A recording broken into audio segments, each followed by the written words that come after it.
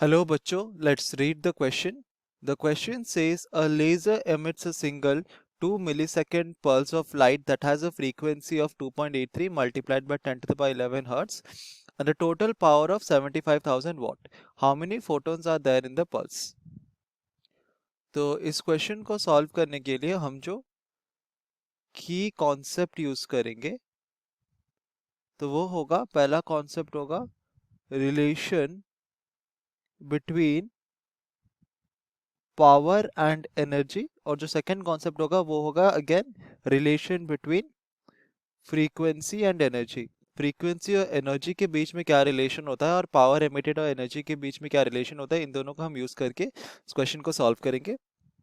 Question में हमें कहा क्या है कि for time t is equal to 2 milliseconds हमारा एक लेजर है जो कि फोटोन एमिट कर रहा है, और इसका जो पावर दिया गया, जो पावर रेटिंग है लेजर का, वो है 75,000 वॉट।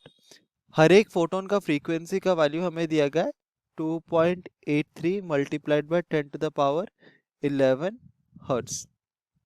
तो हमें पता है कि अगर हमारा कोई भी एक मशीन है जिसका पावर हमको P दिया गया है, अगर उसको हम T टाइम के लिए ऑपरेट करेंगे तो टोटल एनर्जी जो कि हमारा मशीन एमिट करता है वो होता है पावर मल्टीप्लाइड बाय टाइम।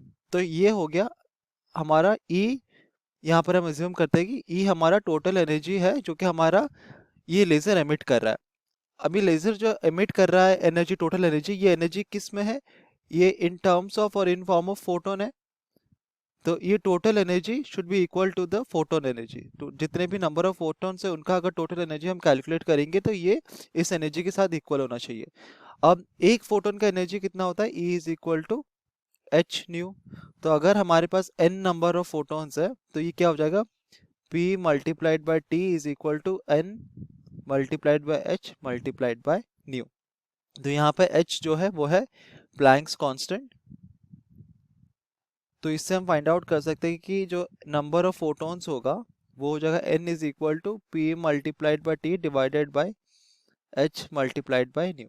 तो अगर हम सारे वैल्यूज यहाँ पर पुट करेंगे तो पावर हमको दिया गया है 75,000, h होगा 6.626 multiplied by 10 to the power minus 34 whole divided by, sorry ये यहाँ पर t है तो हम उसमें t का वैल्यू पुट करेंगे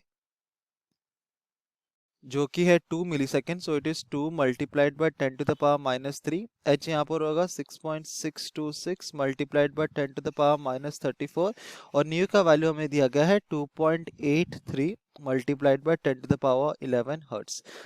और इस कैलकुलेशन को कंप्लीट करने पे हमको n का वैल्यू मिलेगा to be equal to 8.0 multiplied by 10 to the power 23।